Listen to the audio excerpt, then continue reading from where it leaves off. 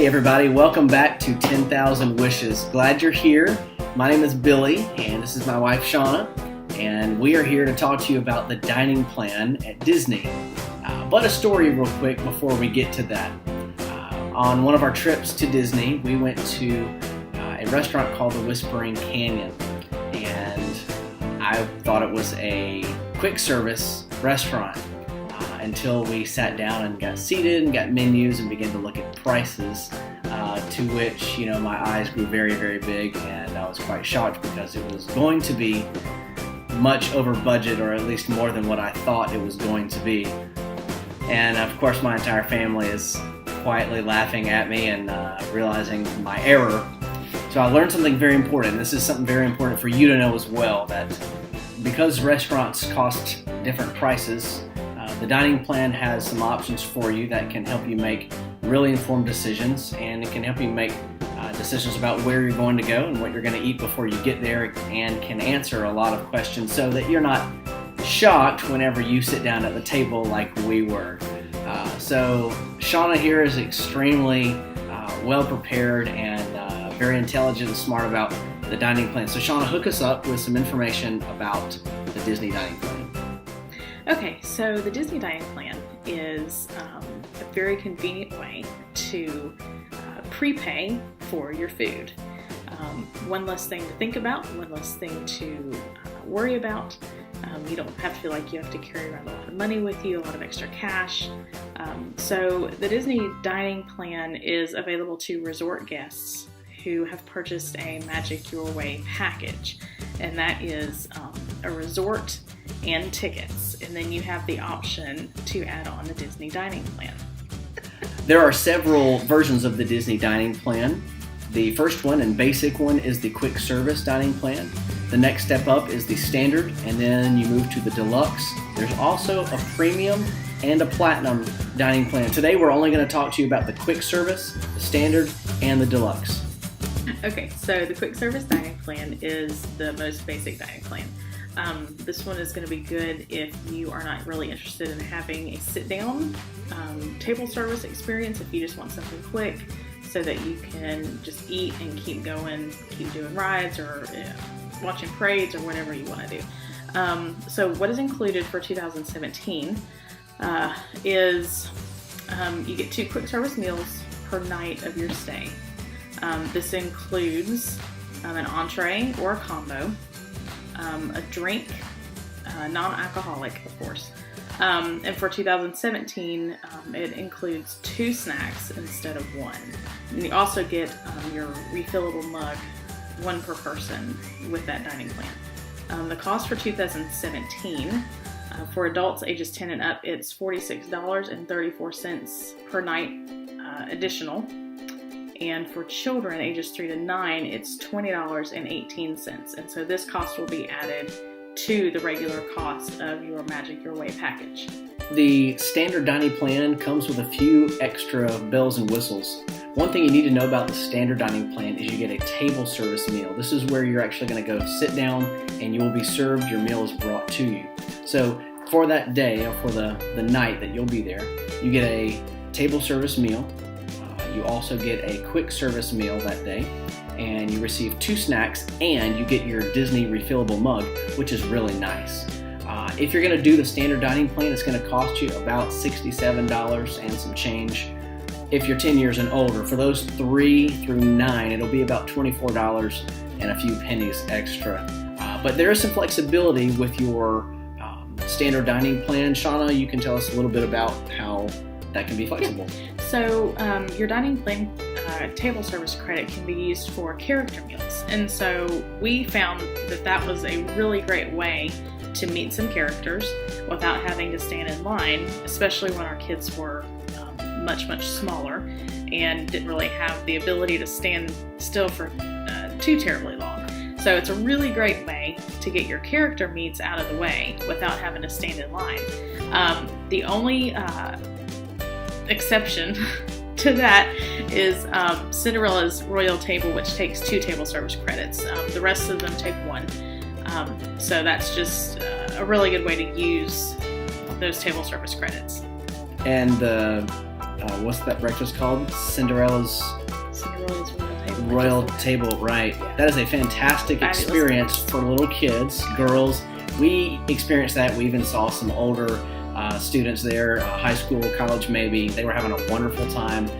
It does take 2 of your table service meals, like Shauna said, but it's a pretty neat experience if you're willing Totally to do worth that. it. Yeah. The final dining plan we want to talk to you about is the Disney Deluxe dining plan. Here's a couple details you'll want to know.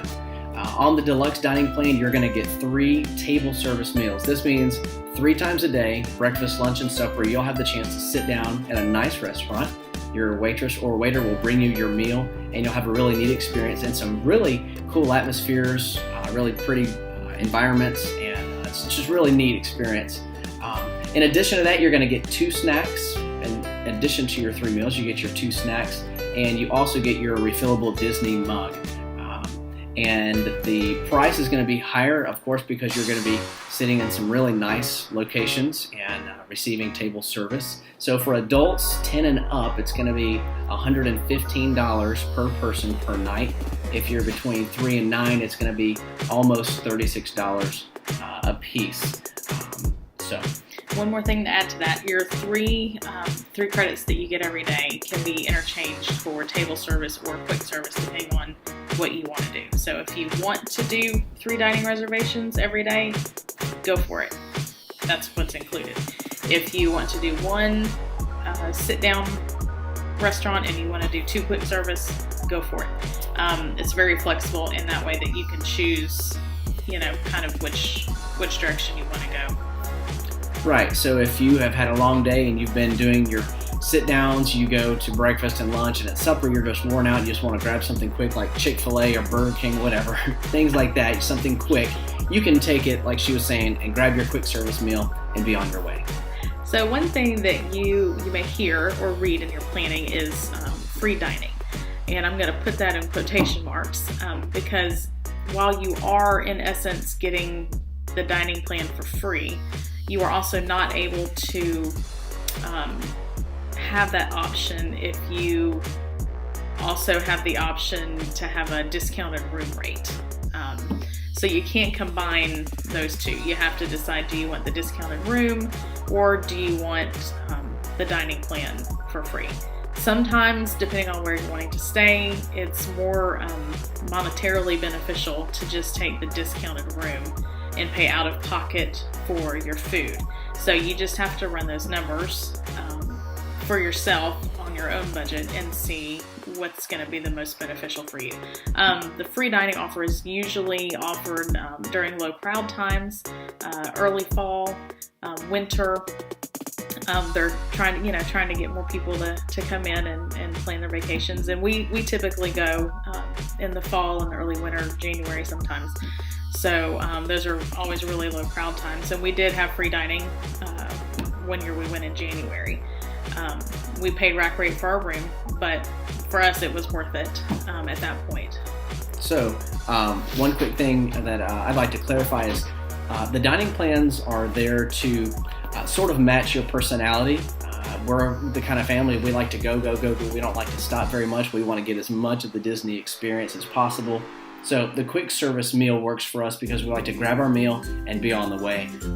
If you're okay taking a break and you need a good hour that you just want to sit and relax, especially if it's warm outside and you want some air conditioning, or 2 meals, whatever, you can do that. So the dining plan can be flexible to help match your personality and your style of vacationing when you are at Disney. So another question that a lot of people will ask us especially is it worth it? When our girls were smaller, it absolutely was worth it because they didn't eat a whole lot. It didn't cost a whole lot for that 3 to 9 category. But once our kids hit 10, and 3 out of the 4 are 10 and up now, it just for us wasn't worth it anymore because we were paying for the adult dining plan for them, but they were still ordering from the kids meal dining plan because our from kids the menu, don't eat much. because they don't eat a whole lot. And so for us, it ended up being a bigger waste of money now that our children, some of them are over 10 and we're paying those adult prices, it's just not worth it because we end up throwing away food and then we end up throwing away money. And so for us, it's just not worth it. So again, you just have to look at your family, look at how your kids eat, look at how you like to tour the parks, and then you can decide what the best decision is and what works for you and your family. Right. But one other thing to note, you can't just get the dining plan for one or two members of your party. If one person in your party gets the dining plan, the whole party has to have the dining plan. So otherwise, for us, we could get 3 adult dining plans and share between the 6 of us. Right. And that would be perfect. But that's just not the way it works. So whoever's in your room on your reservation, everybody has to have the dining plan if they're 3 and over. That was just one other thing I just thought about, wanted to point out. I'm also going to include some links below that you can click on that will take you to a website that I've used in the past to help you determine what you're going to be paying out of pocket versus what you would be paying for the dining plan. You can choose how many days you're going to be staying, choose the restaurants that you think you would like to eat in, be it character meals or whatever, and then it'll give you a good breakdown of what you'll be paying out of pocket versus what you'll be paying for the dining plan. So that link will be below. Also, I will put a link for some PDFs that you can download, and it'll give you some more detailed information about all of the different dining plans so that you can see what restaurants are included, what snack areas are included, that kind of thing, just so you can have a visual printout if you want to print it out and keep it. Sometimes that's easier than staring at a computer trying to figure things out. Well, we're really glad that you stopped by and watched our video. We are glad about that. We hope this information was helpful and useful to you in your next Disney trip.